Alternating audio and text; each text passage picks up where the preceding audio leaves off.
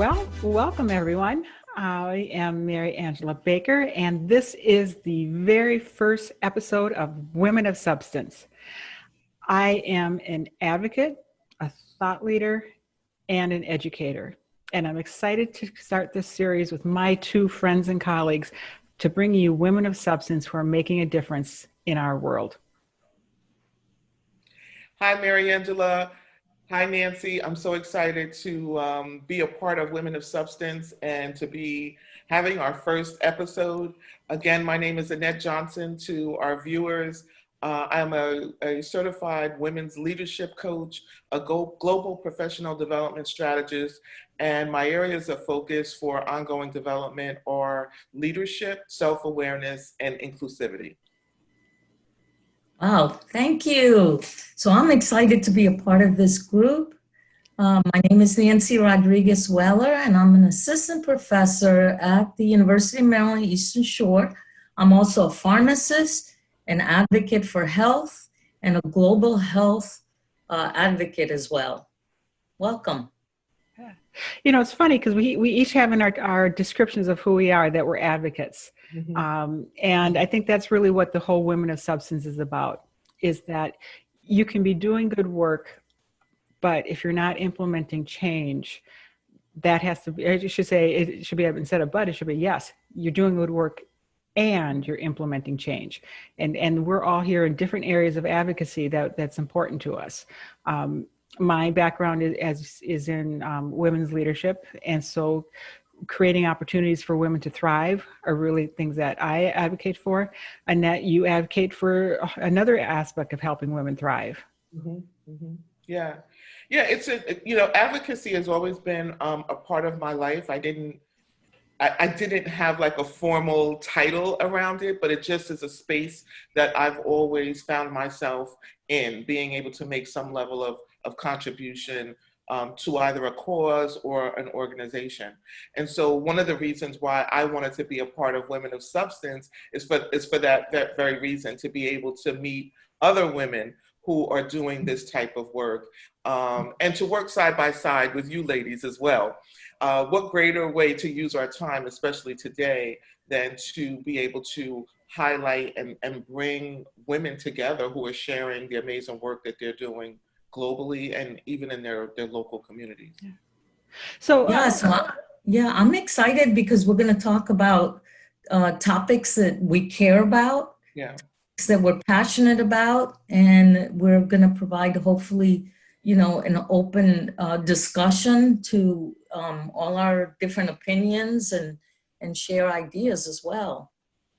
You know, it's interesting because there's been so much talk in the last 10, 15 years about seeing someone who looks like me doing the work that I want to do, and the importance of having role models. And I really think that when we talk about what is the purpose of Women of Substance series, it is that. It's showing our viewers and hopefully lots of young little girls to say, this is who you can be. This is attainable. And it doesn't take lots of money. It doesn't take lots of education. Sometimes all it takes is perseverance. And, you can start at a very young age to have grit and be able to learn things and move through.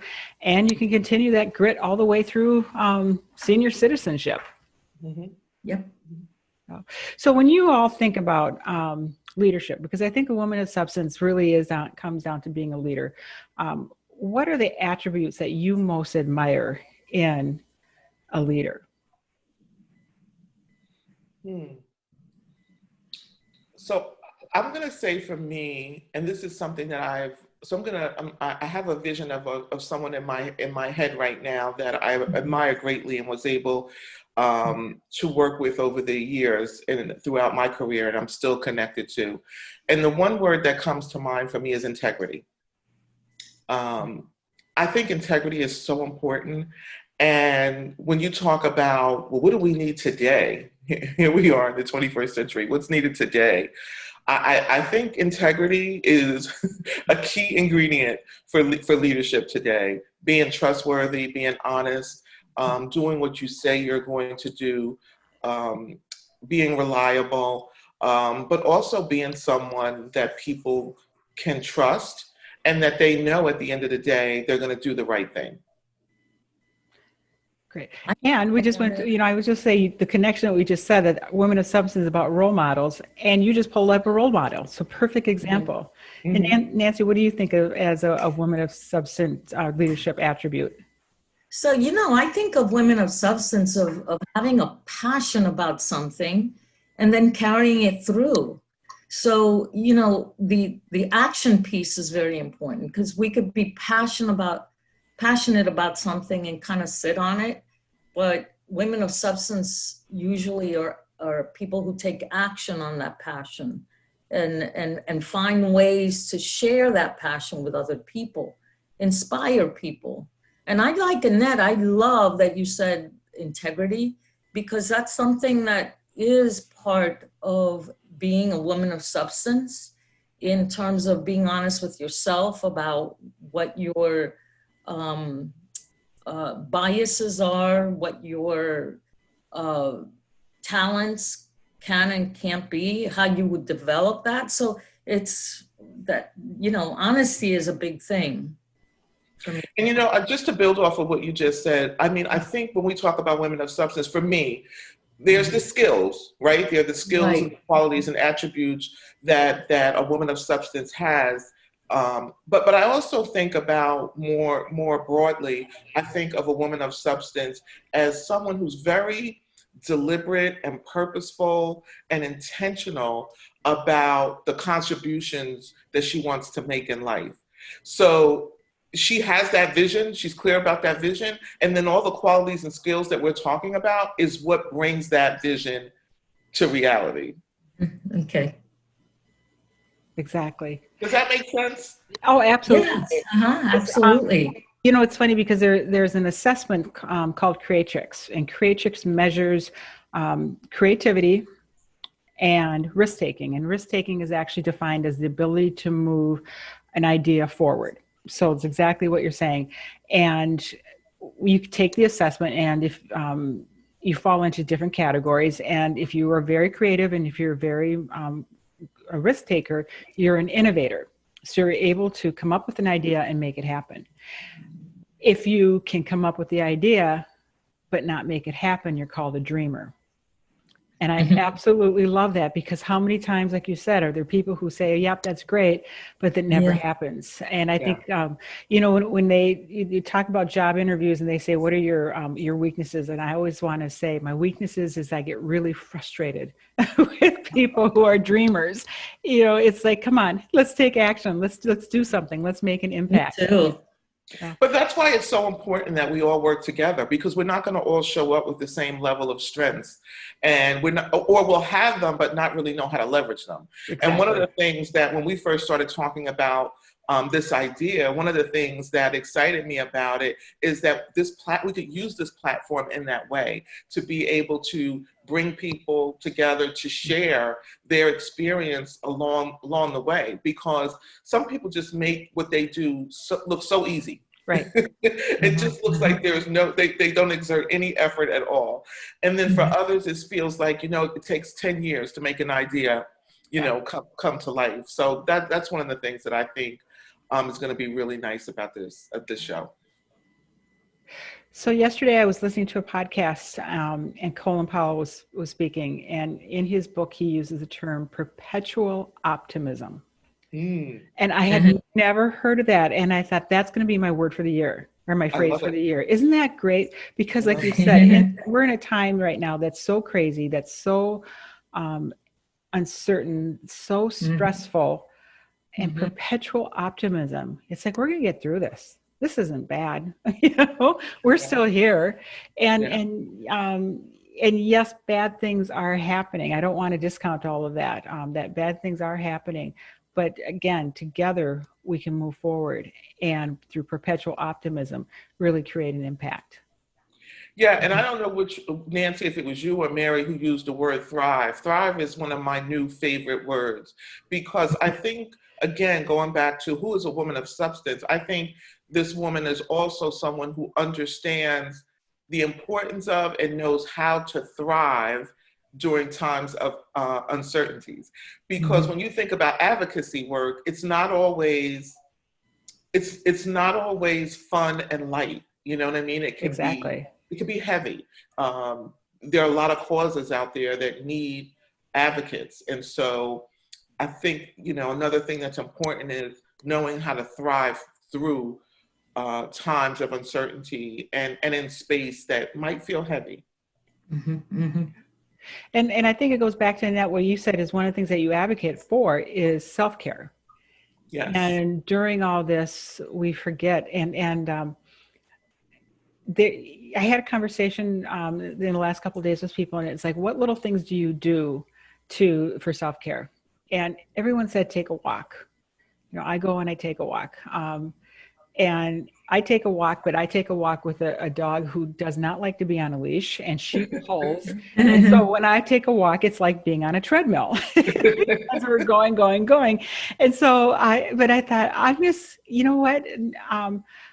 I treat myself I wear lipstick that's bright and red, and I wear it at home, even if no one else is around. So it's kind of like that. No one can see. That's awesome. So I'm just wondering, what are the two things that you all do that, besides going for a walk, that help you during this time to thrive? Well, first of all, you're wearing off on me. Don't think I didn't notice. I went digging deep in my makeup bag, and I'm like, I know I have red lipstick in here somewhere. So thank you for that inspiration.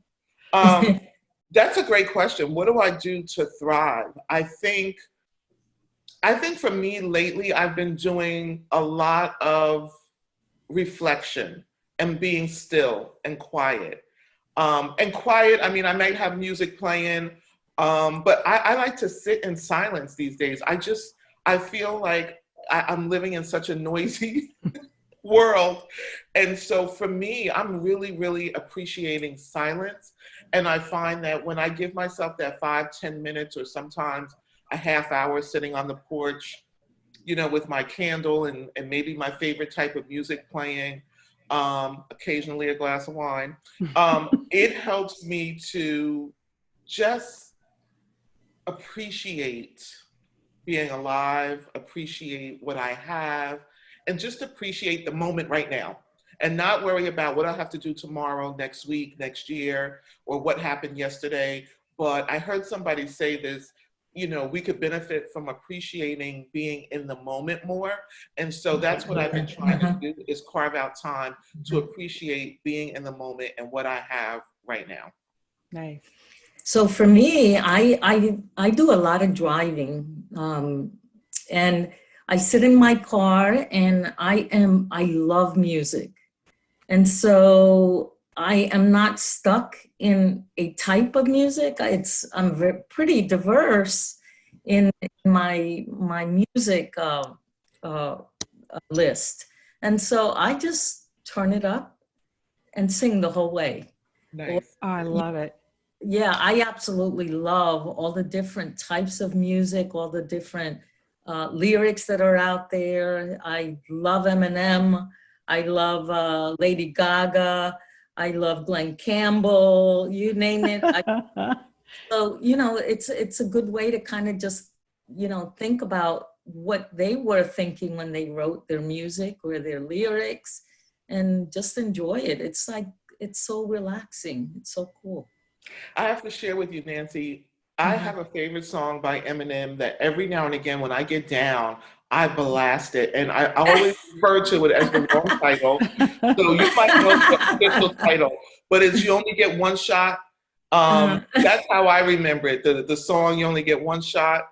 Don't blow this opportunity. And so when I get in that little place, I turn that song on and I blast it. And I'm telling you, I absolutely love that song. And it just reminds me, don't quit, don't give up. Don't give up. It's keep going, get your energy level up. You're gonna get on the other side of this, dance your way through it, sing your way through it. You're gonna make it to the other side. Mm-hmm. So my kids, they when they come home and they hear the music blasting, they know I'm singing, dancing, and cleaning the house. That's what I'm doing wrong when I clean. I have to start doing that. Well, But I have to, I don't mean to cut you off. Were you going to say something else? Just something, mine was just very light, that my latest song now is Cole Porter song, Don't Fence Me In. Oh, wow. But it's the David Byrne version of it. And so with all the COVID going in, I had that on yesterday. I'm like, oh my God, this has to be our new theme song of Don't Fence Me In. I need to be out in the outside and in the air and such. So, yeah. I also want to pay tribute to my favorite song because Helen Reddy passed away this last week. Yes. And I Am Woman has been a song that I have known the words since I was 16 years old. Oh my. Probably even earlier than that, because but she there's something about the lyrics of I am strong, I am invincible that really, again, it's that same thing when you're freaking down and out, and it's how do you thrive, where she's, I love the lines of I've been down there on the floor and no one's ever going to put me there again. Just, you're right. So as I'm thinking, I'm like, okay, we're going to have at least 50% musicians on our show. We keep bringing in, our special guest artists.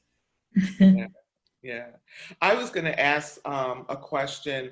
I've been a little bit of a newsreel junkie. I'm weaning myself off, and I've been watching different talk shows, just trying to get a sense for how people are having conversations about some of these tough topics. How are they showing up and treating one another in these discussions?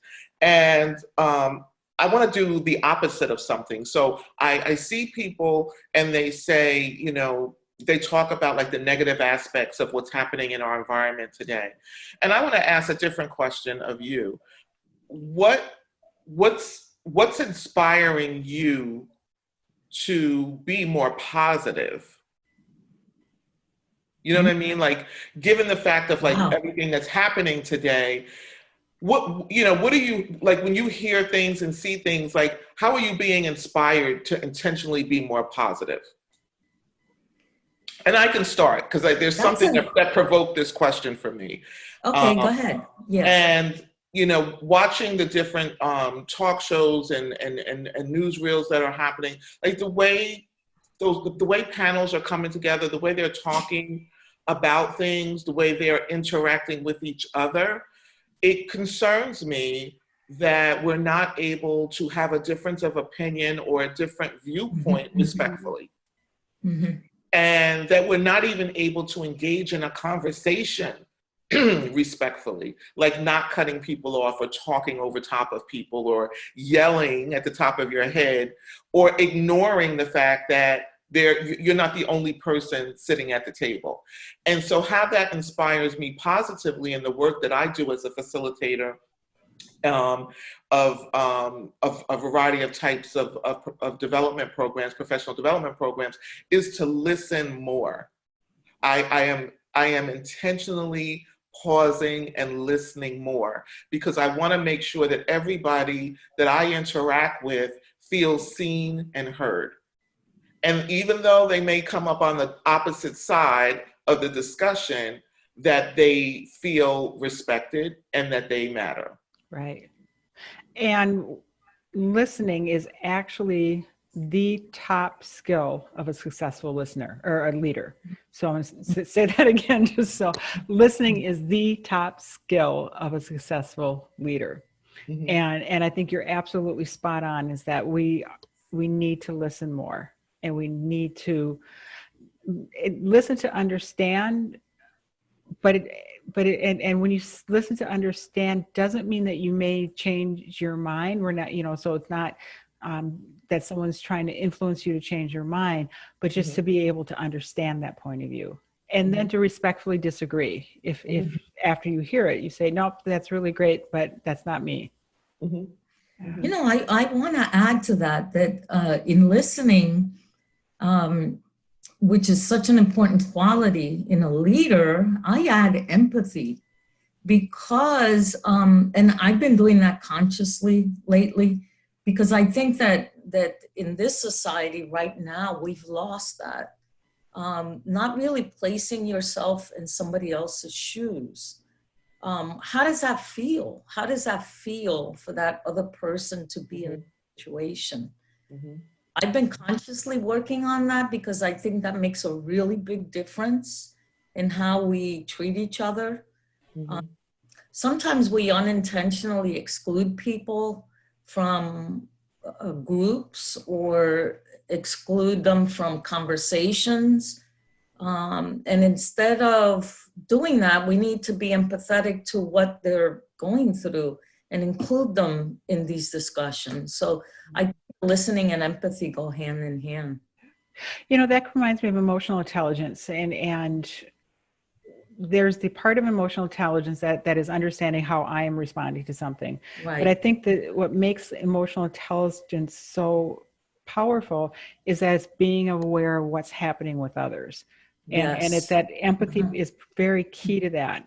Being aware, is someone look like they, you know, in your team, are you aware that they're feeling like they're excluded?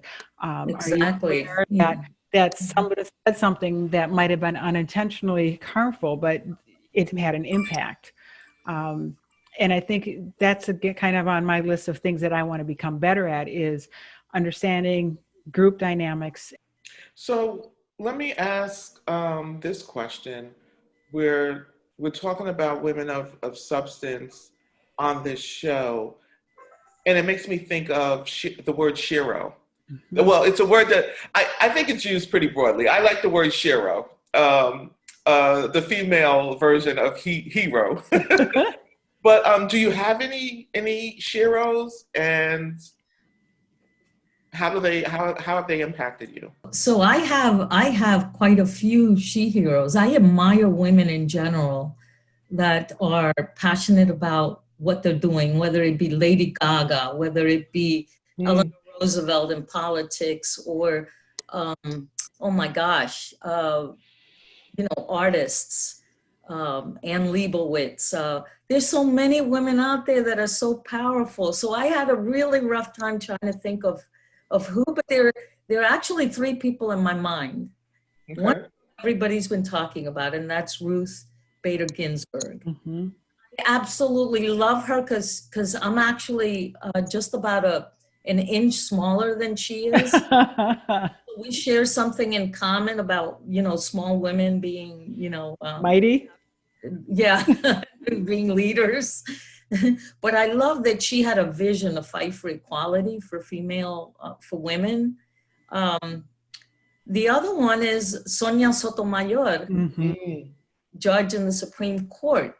And the reason I admire her is because she grew up in sort of the same circumstances I did, in the hood, in New York, poor family, very religious background, and her parents believe in education just like mine did.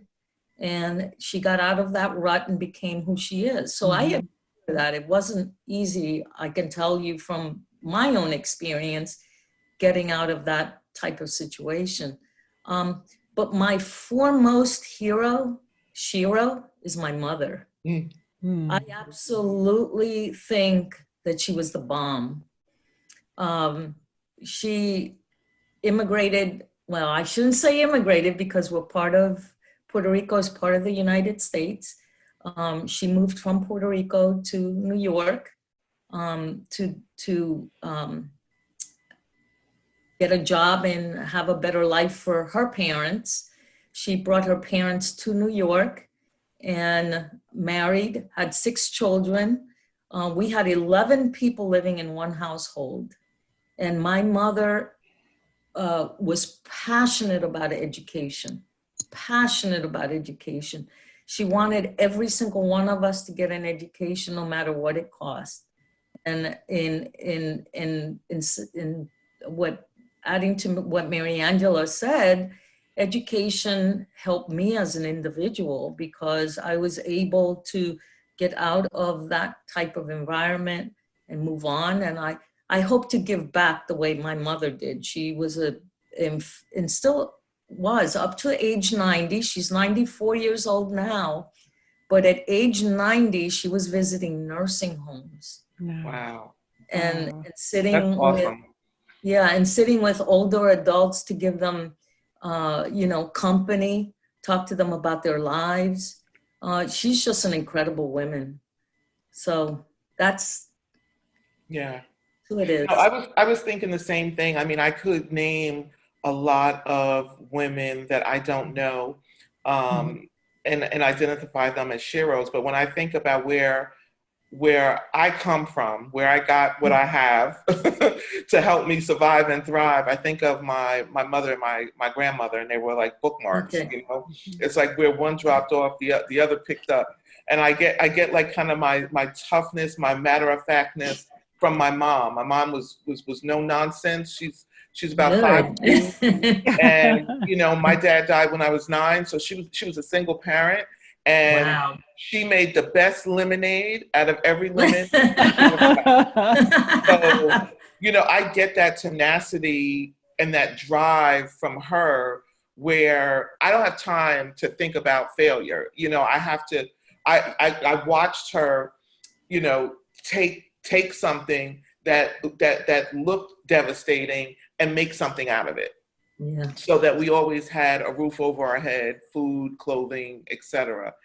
And then the other is my grandmother, very, you know, soft-spoken, warm. So I get my tender side from my grandmother, and I think I get my mothering from. I have a beautiful combination from the both of them. Yeah.